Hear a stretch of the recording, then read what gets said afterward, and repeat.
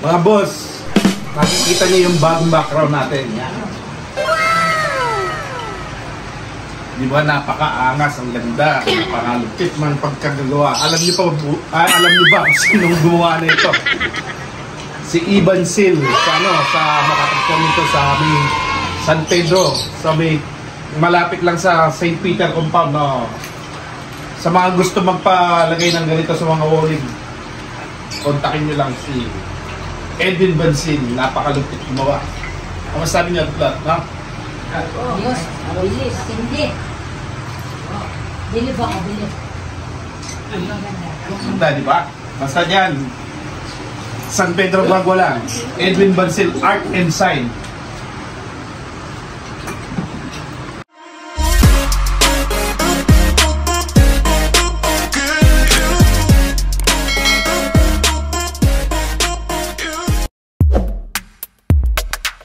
Isang masayang araw na naman sa atin lahat mga boss.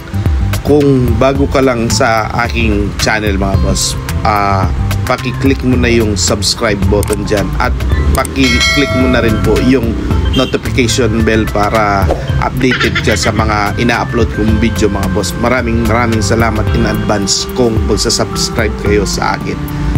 Maraming salamat po.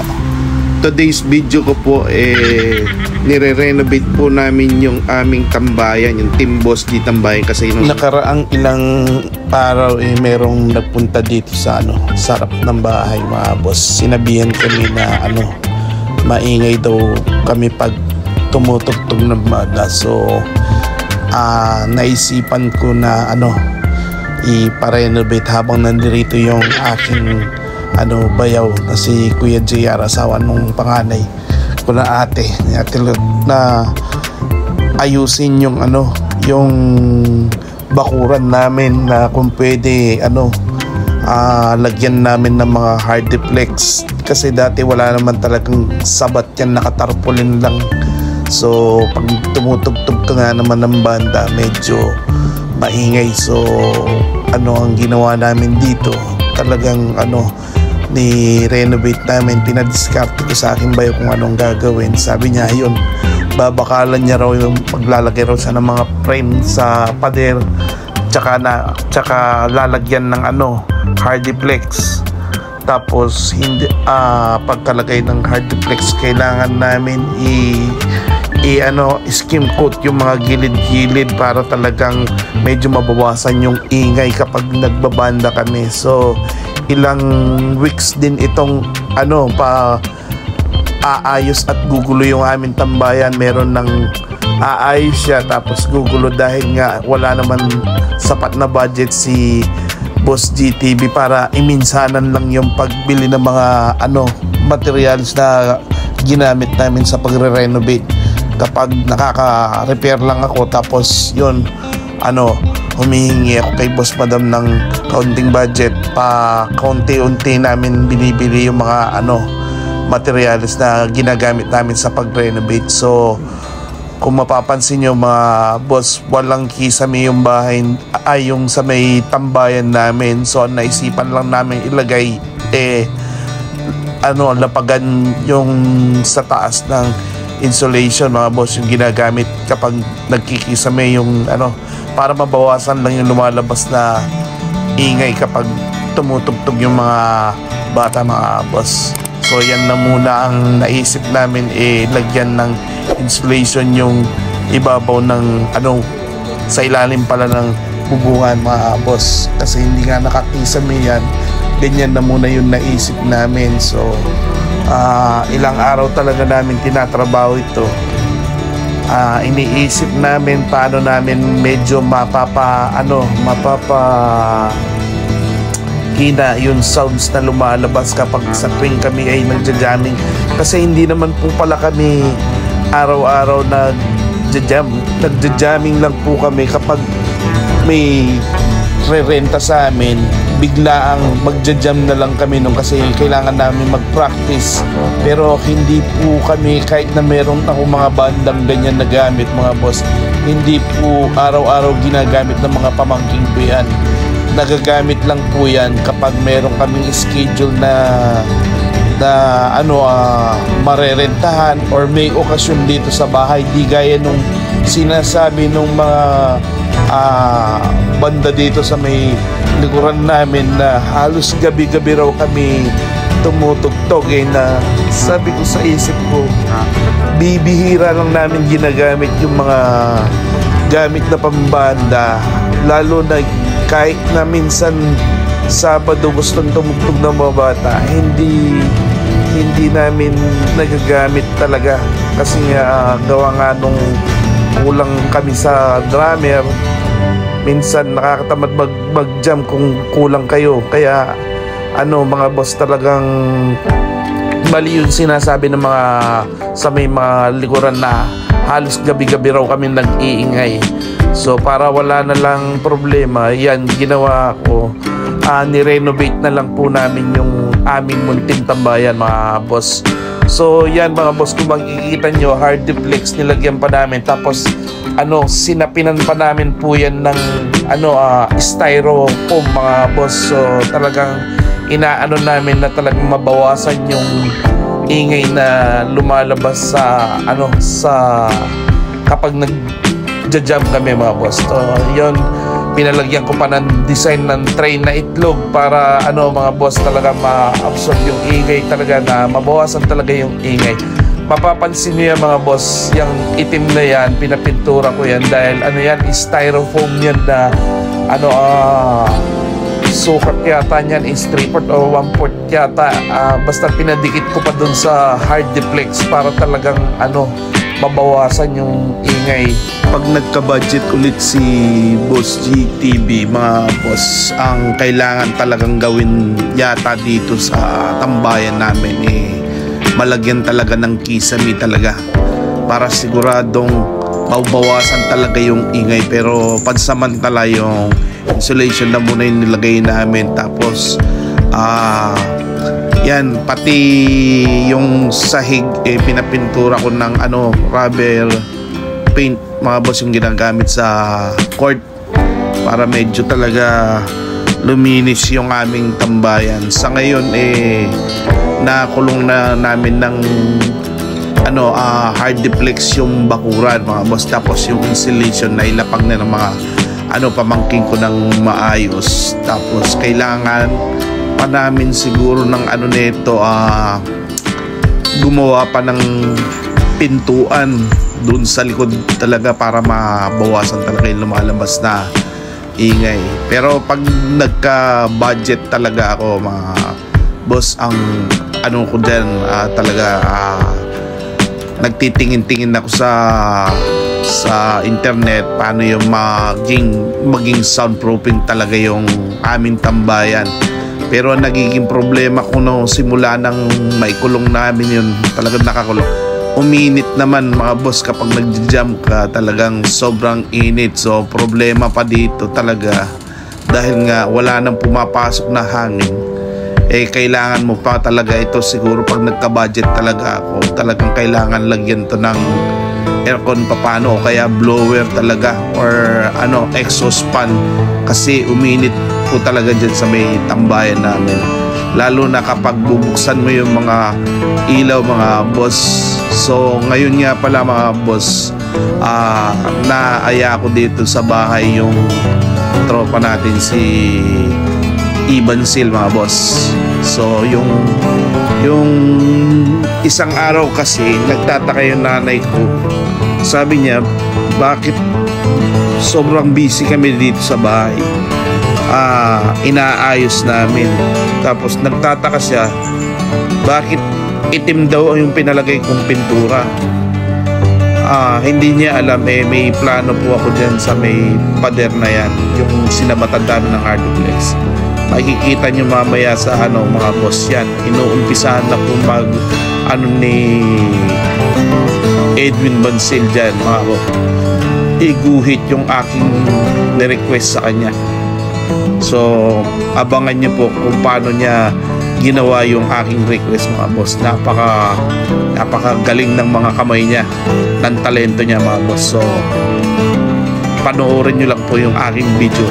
Sa mga bago lang po sa aking munting channel, mga boss, yun nga po hinihiling ko na sana mag-subscribe po kayo sa aking munting channel, tapos pakiclick nyo na rin po yung notification bell para updated kayo sa tuwing mag-upload ako ng video mga boss. Starting time nga pala ng pagpe-paint ni Edwin Bancil dyan mga boss is 9 AM ng umaga. So maaga siyang pumunta dito sa bahay para gawin yung pinagagawa kong request sa kanya mga boss. Meron akong binigay na kopya sa kanya mga boss, nakita ko lang sa may internet, pero ang sabi niya sa akin meron na raw siyang ginawang ganun. So tingnan ko kasi yung background ng sa akin kulay itim, malayo doon sa binigay kong kopya, pero tinitingnan ko itong ginagawa niya sa akin, medyo nalilito pa ako kung ano ba itong design niya. Pero basta panoorin nyo lang tong video na to mga boss. Sobrang ganda kapag natapos, kahit medyo malayo dun sa binigay kong kopya sa kanya, pero mas maangas tong ginawa niya. So panoorin mo lang hanggang matapos yung video mga boss. Napakagaling talaga ng artwork ni Edwin Bancil mga boss. Ito pala yung binigay kong kopya kay Bancil mga boss, yung nakita ko sa internet, kasi medyo brown yung kulay ng background niya, pero yung sa akin kasi black mga boss. Pero abangan nyo, basta't panoorin nyo lang tong video na to mga boss, makikita nyo kung paano discarding ginawa niya dyan sa black background ng aking wall mga boss. Mas malupit kesa doon sa binigay kong kopya mga boss. 9 AM ng umaga nung nag-start mag-paint si Bancil mga boss. So 1 hour yung lumipas, yan na yung natatapos niya mga boss.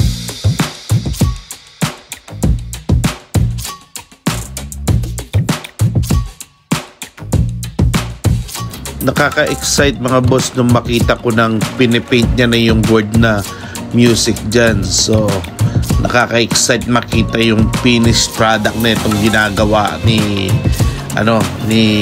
Idol Bancil na artwork sa aking music studio wall. So sobrang excited ko na talaga makita talaga yung pagka-finished product nito mga boss. Dito pa lang sa mga nile-lettering niya napapawaw na ako mga boss. Pa lang yan lettering pa lang yan, wala pa siya sa coloring mga boss. So nakaka-excite, sobrang galing talaga ng talent ni Edwin Bancil mga boss. Nakaka-amaze. Sa mga gusto magpagawa, nandoon lang siya sa may San Pedro mga boss, San Pedro Guagua, sa tabi ng St. Peter compound. Yung entrance ng St. Peter compound, nandoon lang yung shop niya sa labas mga boss. Kapag may gusto magpagawa ng ganyan sa kanilang mga walling, kontakin nyo lang si Bancil Art and Sign mga boss. So nakaka-excite talaga itong pinagawa ko sa kanya. Talagang dati iniisip ko, pwede ba ilagay yung gusto ko dito sa walling ko. Ngayon pinipaint niya na mga boss. So doon sa mga nag-iisip ng mga negative, mag-isip kayo puro positive. Yung gusto nyong gawin nyo mga boss. Basta sa ikasasaya nyo, gawin nyo lang. Sobrang nakaka-excite mga boss. Nasa si Boss Edwin Bancil, coloring ng pinagagawa ko sa kanya.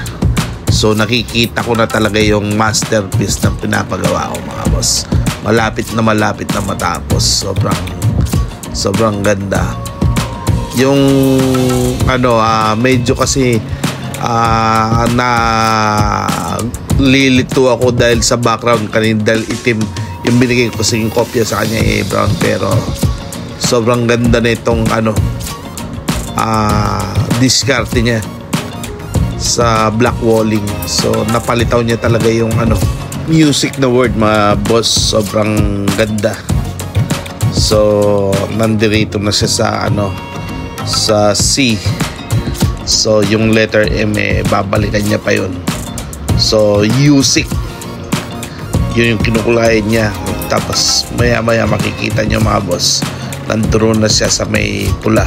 Ayan mga boss, nasa may music na siya. Sobrang ganda.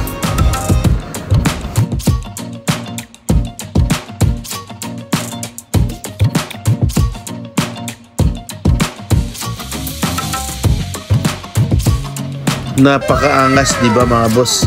Ang ganda ng naging resulta ng aking walling.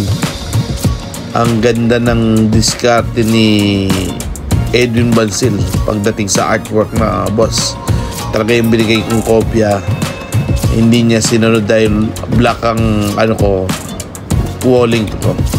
Ang ganda naman ng kinalabas ng ginawa niya, combination ng kulay niya mga boss. Inuulit ko mga boss, sa mga bago pa lang sa aking munting channel, paki-like and subscribe nyo na mga boss. Tapos paki-click nyo na po yung notification bell para updated kayo sa ina-upload kong mga videos mga boss. Paki-comment nyo na rin kung nagandahan po kayo dito sa pinagawa ko mga boss. Mga boss, nakikita niyo yung bagong background natin. Di ba napakaangas ang ganda? Parang tip ng pagkagawa. Alam niyo ba kung sinong gumawa nito? Si Ibansil sa nakakita nito sa San Pedro. So malapit lang sa St. Peter compound. Sa mga gusto magpalagay ng ganito sa mga walling, kontakin nyo lang dito. Edwin Bancil, napakalupit gumawa. Ano sabi niya rin lang, ha?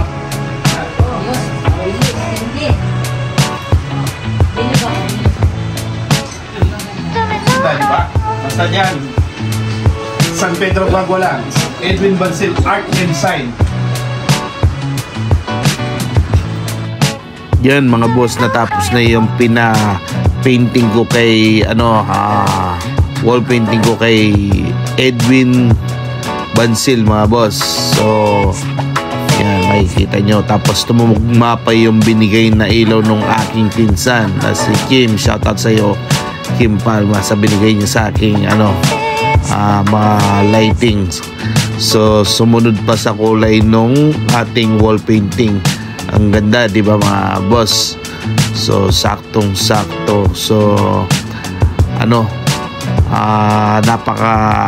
saya mga boss sa nakikita ko. Ang lamig sa mata mga boss. Tapos nasakto pa mga boss dahil nag early birthday celebration yung aking pamangkin na si Ken. Nag early siya ngayong Saturday March 10.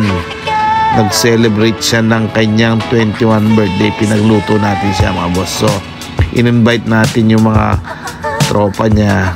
Tapos nagpaluto ako kay Jeff Morales ng Alaking mga boss. Si Jeff Morales meron rin siyang munting page, yung Terrible Cook mga boss. Yan siya mga boss. Nagpaluto ako dahil yun yung gustong kinakain ng mga bata, yung chicken Alaking mga boss. Kung makikita nyo yan, ayan mga boss, yan ang chicken Alaking ni Terrible Cook, si Jeff Morales. Talagang pinaluto ko sa kanya yan mga boss. Siya nagluto niyan. Tapos ako naman ay nagluto rin ng spaghetti mga boss. Yung spaghetti ko na yan mga boss, kung matitikman nyo yan, sobrang solid, sobrang sarap din yan mga boss. Kasi may mga nilagay akong secret ingredients mga boss. Napakasarap. So yun lang. Maraming salamat mga boss. Basta patuloy nyo lang akong suportahan sa aking munting channel, ang Boss GTV mga boss. Tapos sa aking Facebook account mga boss at Facebook page. Facebook account ko ngayon sa Facebook mga boss dahil nahack yung Boss GTV team. Hindi pala, ang personal account ko ngayon sa Facebook mga boss, Boss GTV. Tapos ang aking munting page Team Boss GTV mga boss. Huwag niyong kalimutan, paki-like and follow nyo na ako doon mga boss. Tapos dito sa aking YouTube channel, ang Boss GTV mga boss. Maraming salamat.